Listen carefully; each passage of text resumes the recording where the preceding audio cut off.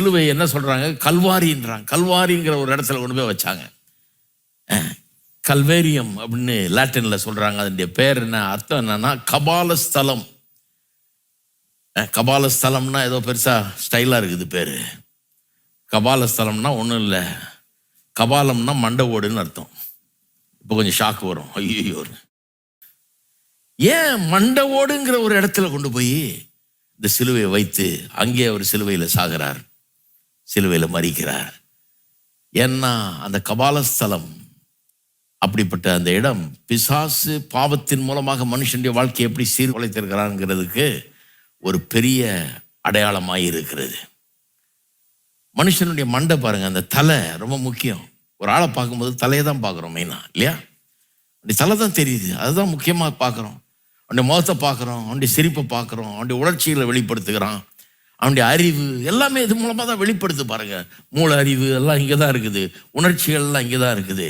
அதனால இந்த தலை ரொம்ப முக்கியம் பாருங்க. எடுத்தோன்னா அவனை அப்படிதான் பார்க்குறோம்.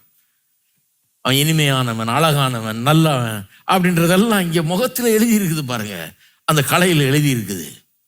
ஆனால் ஆள் செத்த உடனே அந்த மாம்சம் அழுகி எல்லாம் போய் வெறும் அந்த மண்டை ஓடு தான் மிச்சமாக இருக்குது. மண்டை ஓடை பார்த்தீங்கன்னா அது எப்படி இருக்கும்? அந்த மண்டை ஓடை பார்த்துருக்கீங்களா? எப்படி இருக்கும்னா அச்சமும் அதிர்ச்சியும் உண்டாக்கும் மண்டை ஓடு. யார் அதை பார்க்க விரும்ப மாட்டார்கள். பல்லு இழிக்கிற மாதிரி இருக்கும், பார்த்துருக்கீங்களா? ஈன்னு இப்படி இல்லையே அவரு அப்படின்னா, அவர் அப்படி இல்லை தான். ஆளி செத்த பிறகு வெறும் மண்டை ஓடு கிடச்சிதுன்னா அப்படி தான் இருப்பார், பல்லு இழிக்கிற மாதிரி தான் இருக்கும். ஏன்னா மண்டை ஓடுங்க அது ஒரு விகாரம், பார்க்கறதுக்கே நமக்கு தாங்கிக்க முடியாது, பயங்கரமான ஒரு காட்சியாக இருக்கும். அது மட்டும் இல்லை, கோரமான ஒரு காட்சி அந்த மண்டவோட பார்க்கும்போது.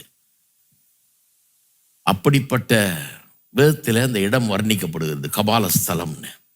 மனுஷனுடைய வாழ்க்கை தேவனுடைய சாயலில் உண்டாக்கப்பட்ட மனுஷன் அழகான ஒரு வாழ்க்கை, இனிமையான ஒரு வாழ்க்கை, அற்புதமான வாழ்க்கை வாழும்படியாக, இன்டெலிஜென்ட்டாக வாழும்படியாக, தேவன் உண்டாக்குற சகல இன்பங்களை அனுபவித்து வாழும்படியாக உண்டாக்கப்பட்டவன். அவன் இன்னைக்கு எப்படி ஆயிட்டான்? அந்த மண்டவோடு மாதிரி ஆயிட்டான், விகாரம் ஆயிட்டான், கோரமான காட்சி அளிக்கிறான். பாவமான கெடுத்து அவனை பார்த்தாலே இன்றைக்கு அச்சமும் அதிர்ச்சியும் உண்டாகிறது. அப்படிப்பட்ட விதத்தில் ஒரு மண்டவோடு போல காட்சி அளிக்கிறான்.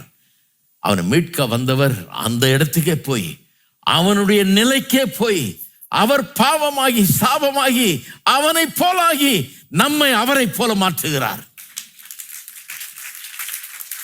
அதுதான் மீட்பு பாருங்க, நம்ம அவரை போல மாற்றுகிறார்.